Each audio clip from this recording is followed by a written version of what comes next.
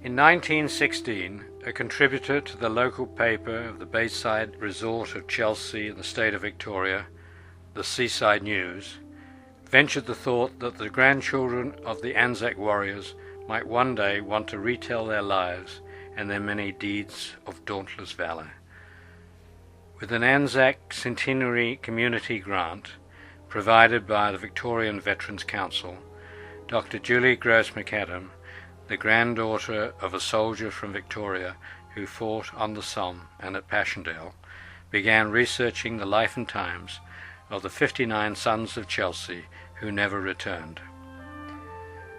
Conscious of Hannah Arendt's observation that without remembrance the living activities of action, speech and thought would lose their reality at the end of each process and disappear as though they had never been, Julie combined the men's stories with photographs to create something of a human snapshot of what soldiers from Chelsea endured at Gallipoli and in the trenches of the Western Front.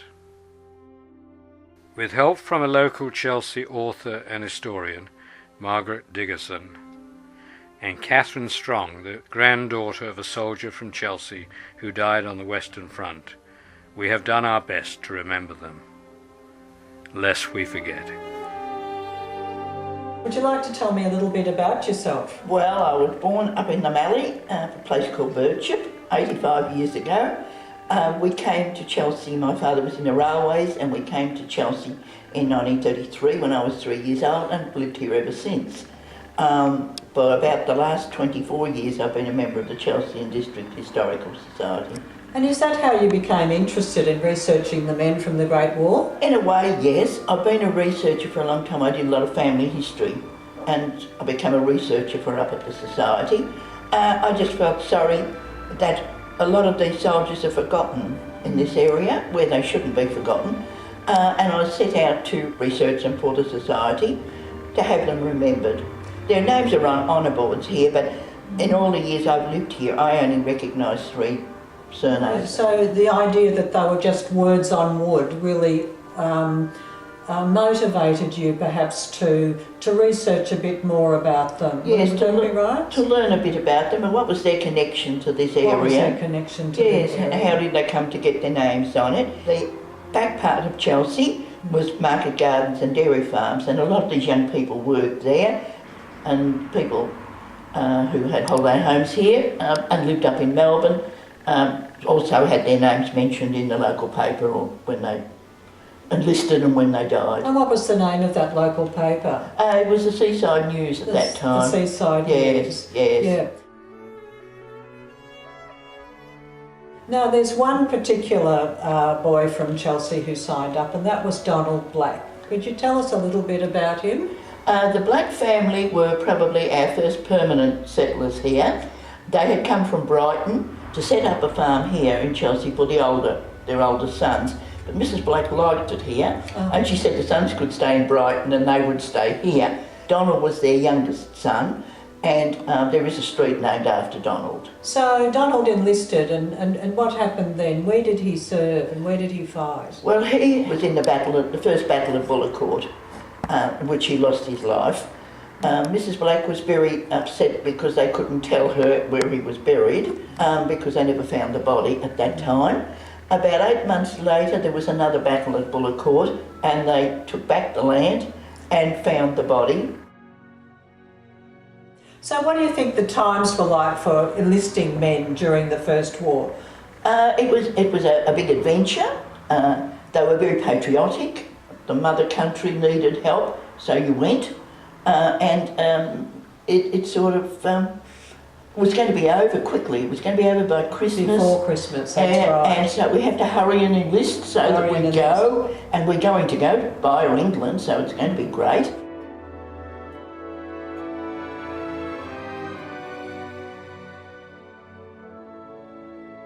When they enlisted, where did they go to do their initial training? In the First World War, they went to Broadmeadows, most of them. Mm-hmm. Some went in Seymour and places like that, but mainly it was at Broadmeadows that they went.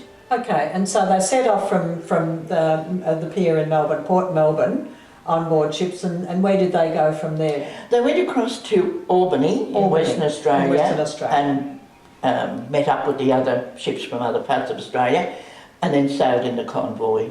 And where did they think that they were going? They thought they were going to England. They thought they were going to England. It was a bit of a shock when they ended up in Egypt. So they would use these coming from Australia, put them to Egypt, and then we'll put them into Gallipoli. So that was to protect the Dardanelles, yes, which was the main supply route to Russia. That's right. And Russia was one of our allies during the Great War. So in Egypt, they were climbing sand dunes and things, the kinds of conditions that they might expect in the Dardanelles, cliffs and sand dunes. That sort of thing. But they'd been Australians, of course. It was a lot of fun and games went on there. A lot of fun and games. And I think their discipline, they didn't have the same sort of discipline that the English soldiers had. Well, I did hear that they burnt down a particular district in Cairo. That wouldn't surprise me. Yes, and then they were banned from going. Yes.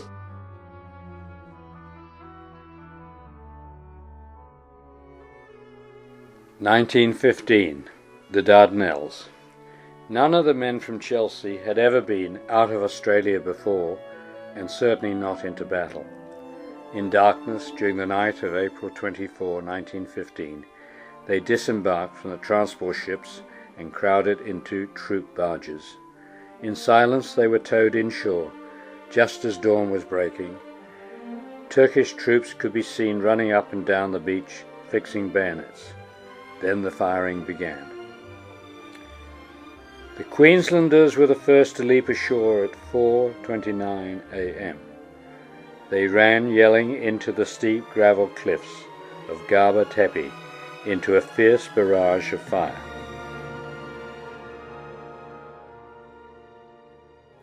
In the first half hour, 4,000 men were landed on the narrow beach.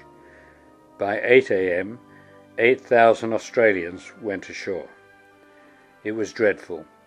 Before long, the sea was red and awash with hundreds of dead, wounded and dying. The human cost on that first day was 2,500 Australian casualties. In all, Australia would lose 8,709 troops before the successful evacuation in December 1915. How many men from Chelsea died during the Dardanelles campaign? We lost 13 then. 13. Yes, I think there were 3 died at the landing, on the landing at that day, but a lot of them. A couple died in the ships, the hospital ships. Oh yes, that was tragic. The British had an idea that when the Turks saw us landing, they'd all run away, so there wasn't going to be many casualties. Oh goodness! Because no one was going to be killed, and so they hadn't prepared for wounded. They had two ships out in the bay. And I believe only 2 doctors. 2 doctors on one, and that took 850 casualties. And the other one was 1 doctor, and they had 300 casualties on that. And was Lebanos Island set up there? And Sister Wilson, Matron yes, Wilson set up there? Yes? They did do that because they had to take them somewhere. They had to do something closer, so they would go there. They would take them there then. But at the beginning, it was just a great big mix-up, and the whole thing was they landed at the wrong place and very little beach and straight up the cliffs. Yeah. And of course, and firing. They had been told that they had to advance. So one of the boys from Chelsea, Sam Hoople, served and died in Gallipoli. Can you tell us something about his service at Gallipoli? He had done some training before he'd gone into the army. He went as a gunner, and then he was promoted, I think, to a bombardier.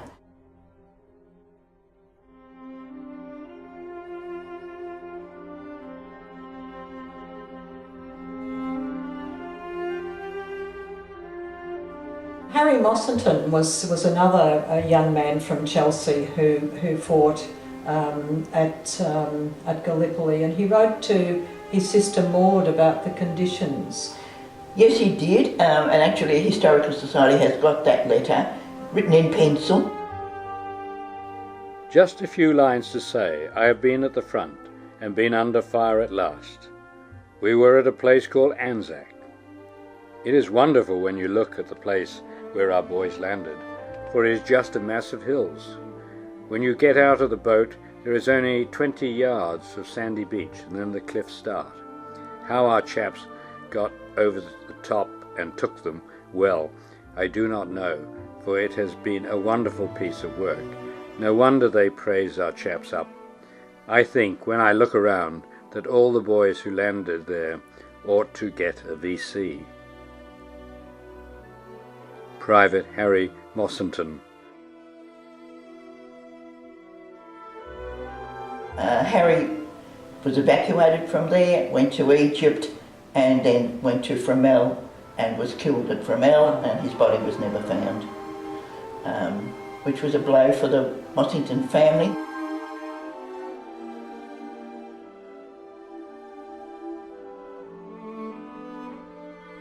His brother Victor also went to the war, and he came home. And he survived. Yes, yeah. And it's Victor's family that have given the society the letter. The great adventure had ended, and we had stolen away into the night, leaving our dead to the mercy of the Turk in the trenches. It was a melancholy ending to a magnificent effort. I know how hard it was for the Anzacs to come away from Gallipoli. Hardest of all, to leave the little white crosses in the folds of the hills, where in their loneliness the lost lads lay waiting for the last daybreak, and the celestial bugler to ring out reveille. Captain William Ambrose Cull. Everyone must have breathed a sigh of relief as the last of the troops on the Gallipoli Peninsula sailed out into the Mediterranean Sea that January morning in 1916. The survivors wept tears of sadness as they said their last goodbyes to countless cobbers now sleeping in their sacred graves. Goodbye, cobber, we did our best, and leaving you is hard to bear. I could envy you your rest under your little cross up there. What did we gain the long months through for such a price as you have paid, and thousands more who fell like you, the gallant boys who came and stayed? Goodbye, cobber, while the Turkish shells fall harmless on our vacant lines, from hills that barred the Dardanelles, it seems to me a glory shines. As the troops withdrew, leaving their cobbers behind, they probably marvelled at their own lucky escape. Surely, they must have thought, nothing could be worse than this. Even though they were now battle-hardened troops, no one could have imagined the hell they would encounter next in Europe on the Western Front.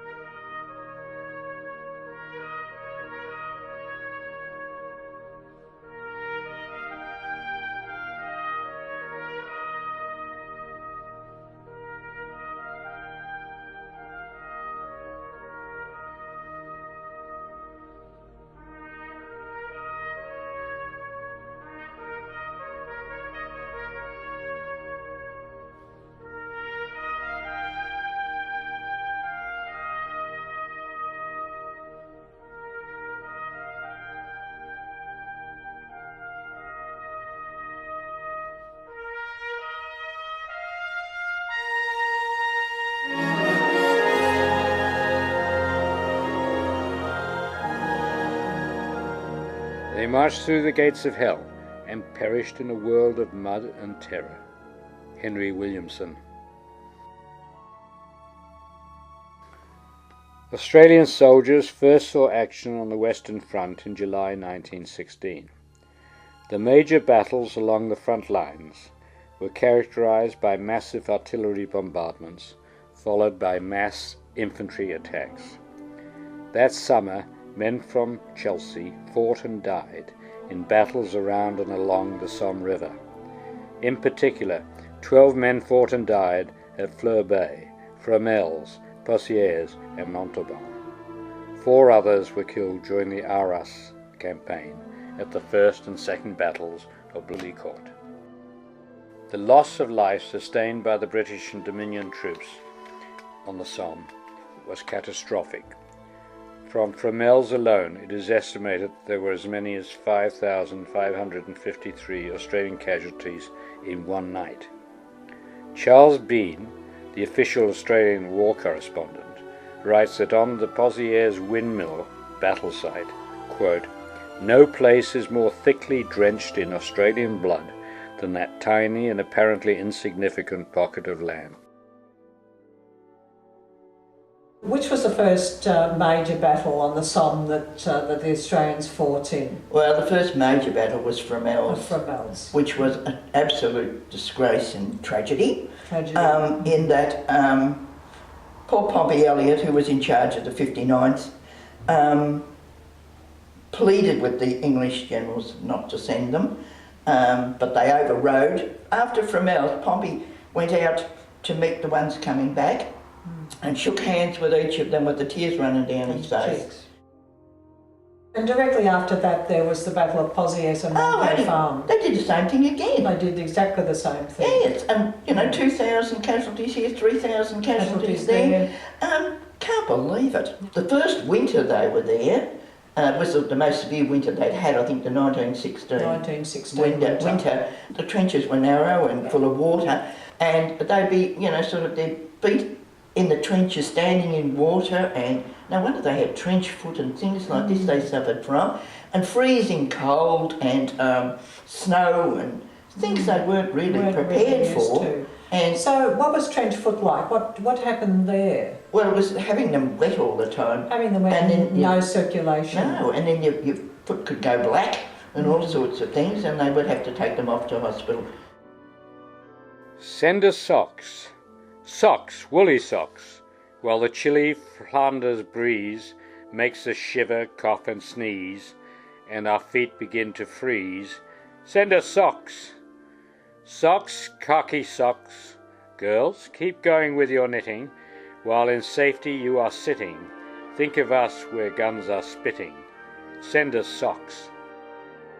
They had footboards. Duckboards, yeah, to walk along, and if you stepped off it you could sink up to your knees in the mud. Or drown. And yes, you could, some of them, and if you have someone there to help drag you out of it, you might be all right, but otherwise, horses and everything could go in it. I died in hell. My wound was slight, and I was hobbling back, and then a shell burst slick upon the duckboards. So I fell into the bottomless mud and lost the light. Siegfried Sassoon. What was on the top of the trenches? Oh, they had sandbags up on the top. And so how did they get through the barbed wire? Because there was barbed wire entanglements. Yes. A lot of them died on the barbed wire, not able to get through it. The Germans are sitting there in their trench with the machine guns, and so they're ready to shoot you. Yeah. So the boys called it hopping off on a stunt. But it didn't really matter what was happening. The whistle blew. You got up out of your trench and you ran. Faces are drawn and set as the men wait, inwardly flayed by the nervous tension of the waiting. We stand tensely gripping the trench, ready to spring over into no man's land. Officers glance left and right. The OC has one hand on the trench, and his eyes are glued upon his watch. The men are quiet, with a quietness born of nervous apprehension. What will happen when we go over? The tension of waiting is terrific. "Come on," roars the OC, and we fly across the parapet as the reverberating boom of our guns reaches us from behind. We run, half doubled up, across no man's land. We are all calling, shouting, roaring, or laughing from the reaction. Private Edward Lynch. Well, what was no man's land like? I mean, was it just a mass of bodies? And it wasn't a mass of holes where they'd blown up, and the holes were full of water, And dead bodies and everything. What do you think the smell must have been? Dreadful. And so, with laying out in no man's land for days at a time, you know, what sort of... Well, that's not helping, is it? No, so they get gangrene and tetanus. Well, yes, you can. Can you describe how they would know a chemical attack was coming?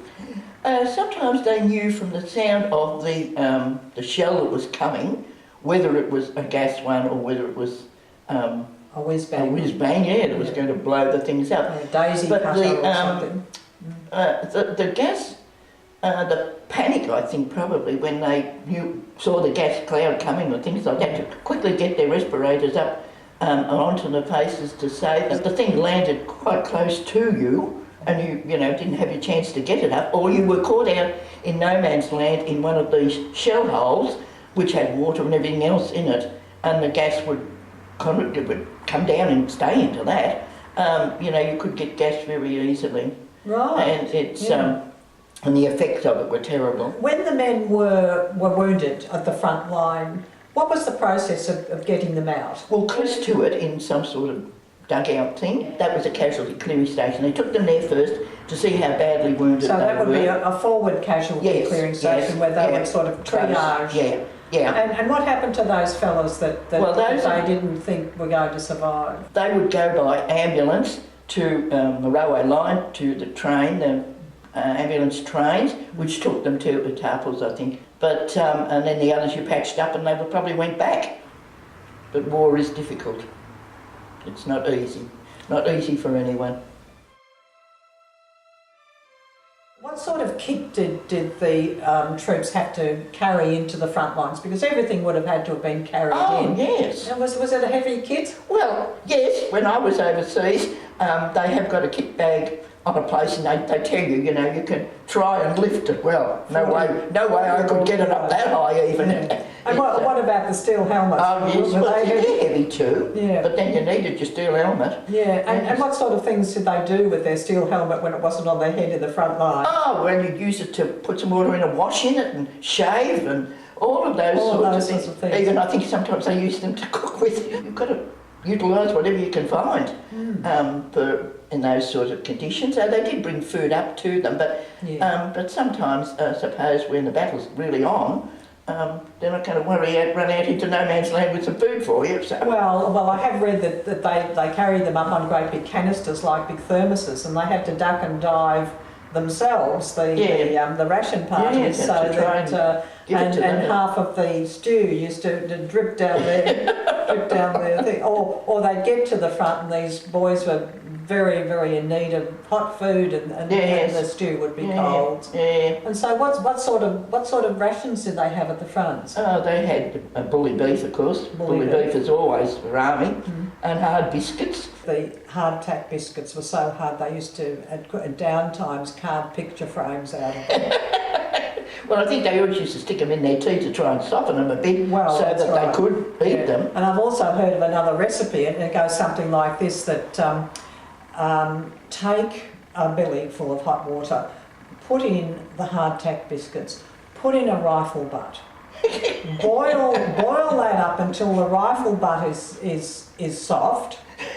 Throw out the water and the hardtack biscuits and eat the rifle butt. Oh, I think that's gorgeous.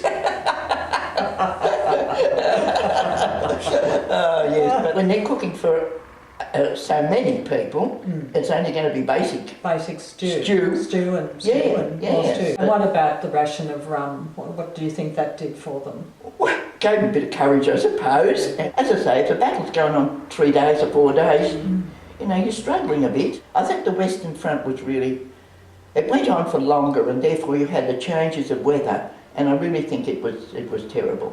I really think it was terrible. I think it was, tomorrow I think it was worse than Gallipoli.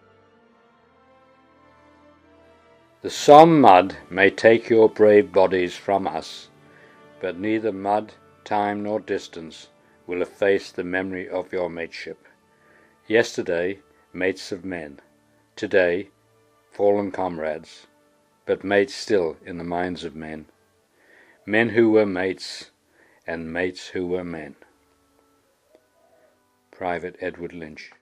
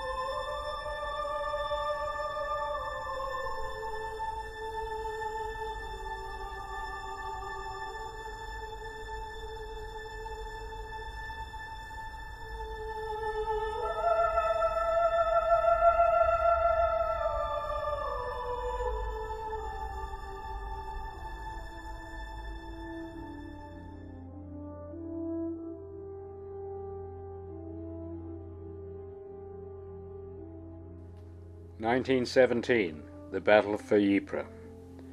Flanders fields around Ypres are low-lying, with every appearance of a natural swamp. In the summer and autumn months of 1917, the area experienced an unusually high rainfall. A major planned offensive, designed to end the stalemate of the Western Front, began around Ypres salient in July 1917. This soon resulted in a series of battles that were fought in the pouring rain. Like the previous year, the ground soon turned into a waterlogged, stinking quagmire. These battles culminated in what has been called the Third Battle of Ypres, known as Passchendaele. Starting on July 31, with fighting in the Ypres area extending through to the end of that year, with the momentous Battle of Ypres taking place on November 14, 1917. The Victorian state government's officially commissioned history, World War I History Victoria's Story, describes the battles around Ypres in 1917 in fittingly sombre terms. The loss of Australian life was astonishing, the suffering of the troops beyond our understanding. The year of 1917 was a dark time in Australian history.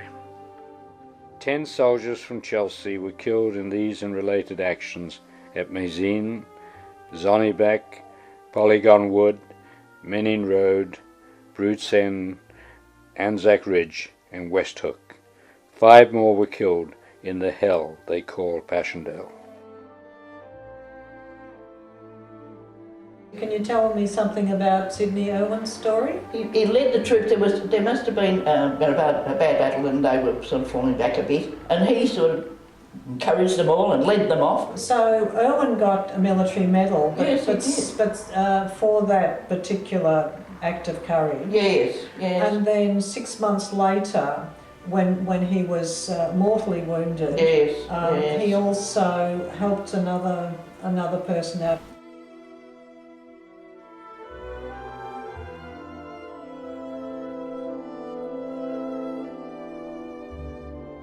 I think it just epitomises mateship, don't you think? Well, this is right, yes. He's buried in Emblingham. The thundering line of battle stands, and in the air death moans and sings.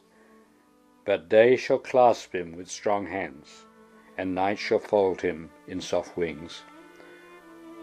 Julian Grenfell, 1888 to 1915.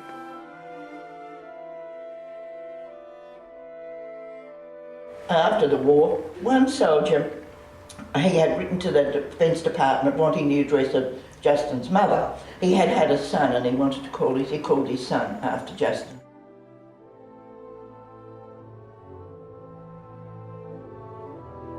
His father, William, had been killed in the Dardanelles, and John was too young to join up, but he was fired up when after his father was killed. Yes, and as soon as he turned 18, he enlisted. Yeah.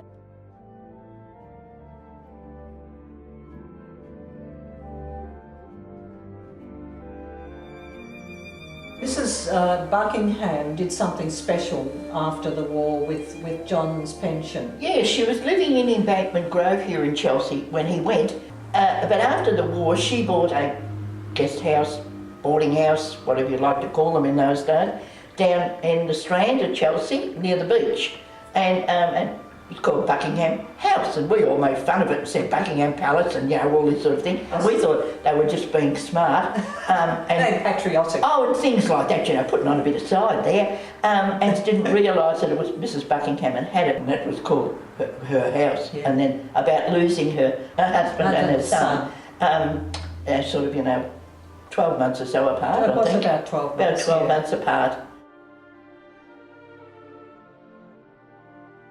What was it like, do you think, Margaret, when somebody, a mother or a sister, got a letter from the Defence Department to say that their son or brother was lost, missing in action? The anxiety of not knowing. You got a telegram that said missing in action, they were overcome by the number of casualties, yes. And the Defence Department just couldn't cope with it. Mrs. Lindell, whose son Sydney was missing, she would write and say, you know, her heart was aching, couldn't they give her more information? And this dreadful pain in their heart, because they didn't know where they were. And to go today, and to go to Meningate, to go to Villers-Brettoneux, to go to these places, Tynecott's another one, where there are so many names.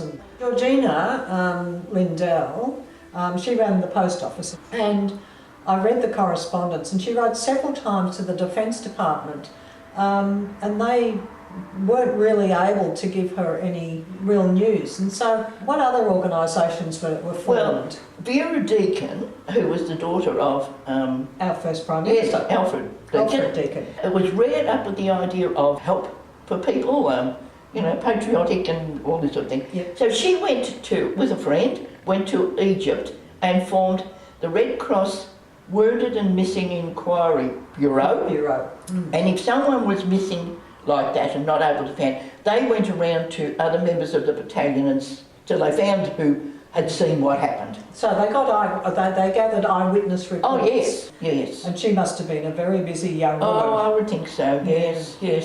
Her and another lass went. Chumley. Yes, two of them. Her job was the prisoner of war camps. Yeah. To see if she could find them there anywhere.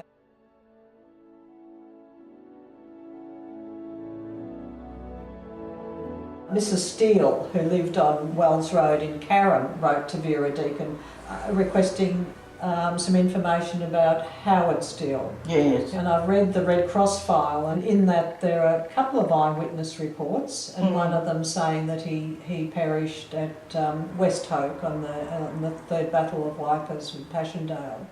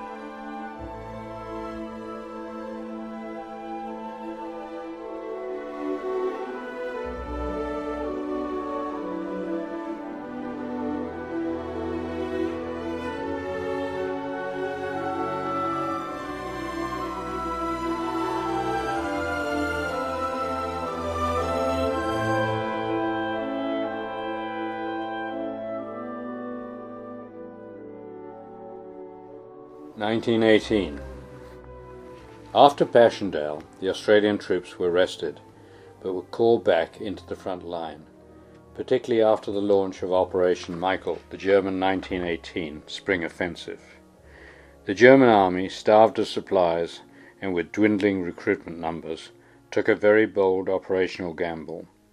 Their aim was to recover as much territory as possible to win the war, or place Germany in a strong negotiating position if and when the time came to sue for peace.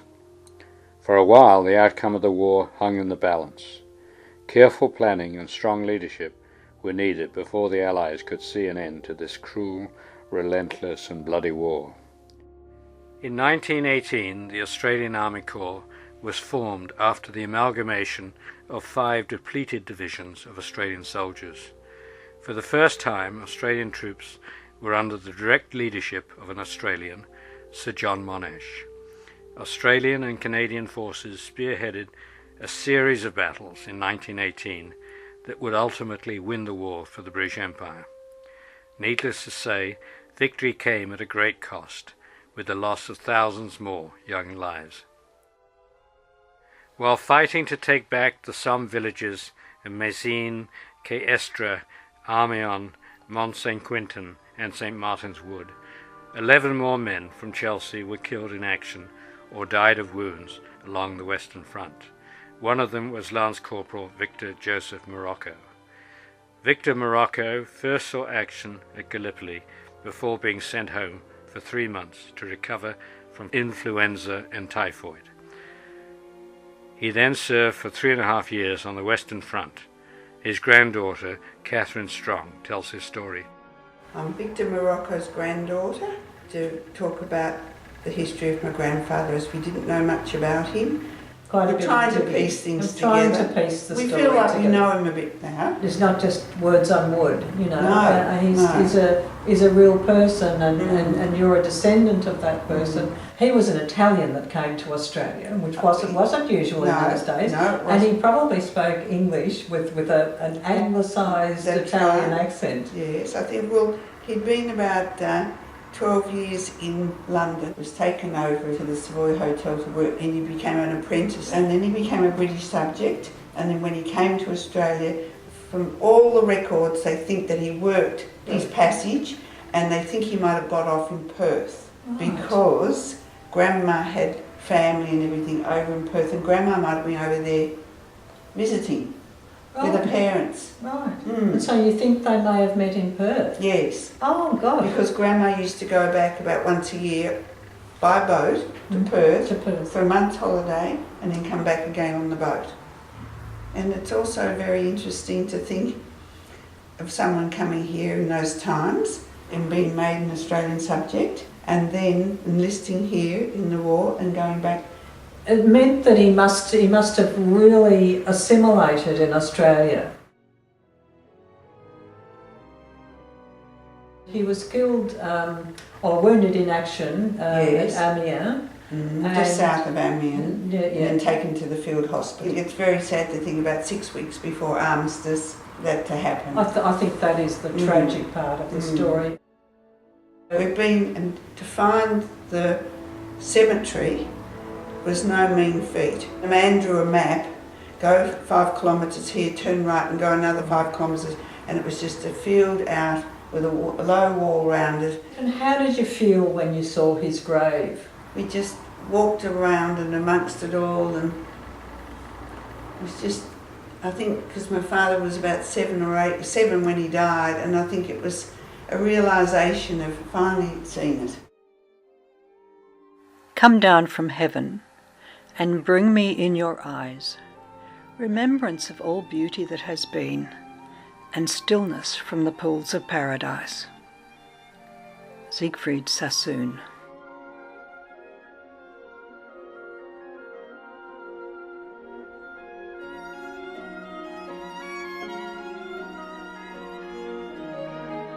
The armistice, the 8th, the 9th, the 10th and 11th of November. The Germans had come by railway carriage to talk to the British about the armistice.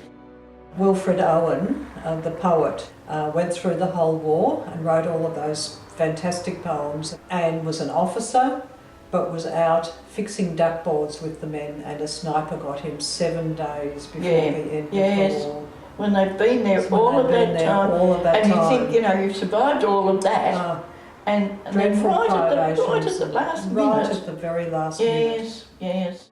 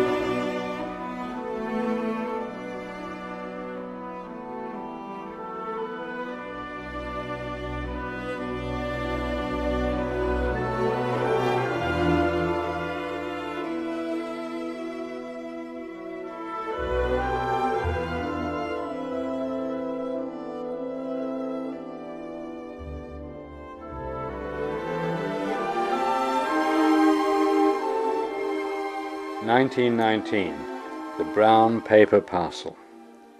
In 1919, thousands of troubled, war-weary men, survivors of this not-so-great adventure overseas, began to straggle home. Throughout that year, brown paper parcels of personal belongings, and addressed to the families of the men who would not be returning, began to arrive.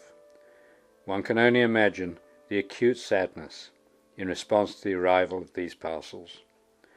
The tears, the sobbing, in living rooms across the country, as each of the personal items belonging to a lost son, or husband, or brother, were slowly unwrapped and held close.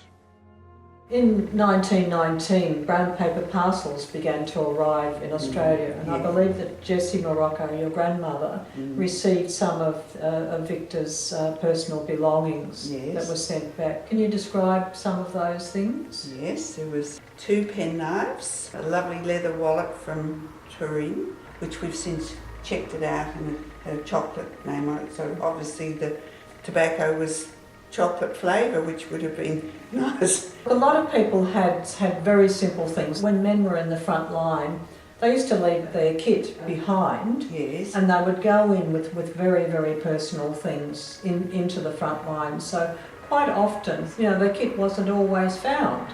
So some people got a little piece of a comb or something like that. So by comparison, your grandfather's brown paper parcel was huge. I mean, there was devotional books, and there was his leather pouch and a couple of pipes and his shaving gear and photographs and letters and things like that.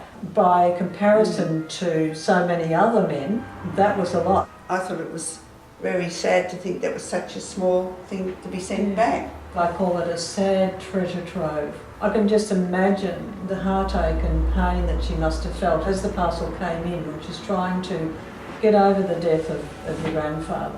Yes. And then, she opens this up, and you can just think of a flood of memories and sadness as she's looking at these things, the things that she may have given him. She may have given him a shaving brush or something like that. And certainly the letters, they would have been letters that she had written to him. Yes. And that last letter, I'm sure that she treasured that for all of her life. Unbelievable.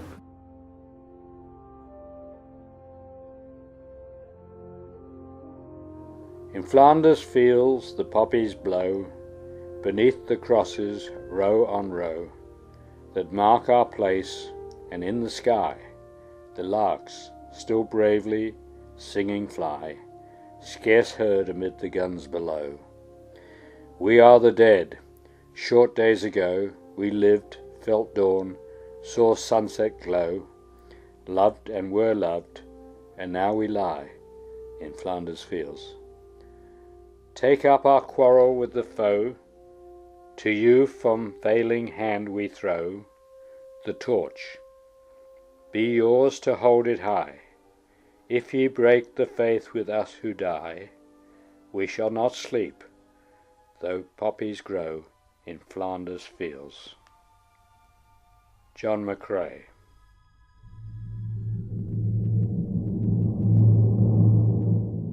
"59 men from Chelsea who served and died in the Great War have earned their place in our hearts. They were never to return to Australia, but will sleep forever in far-off lands where pine trees and poppies grow.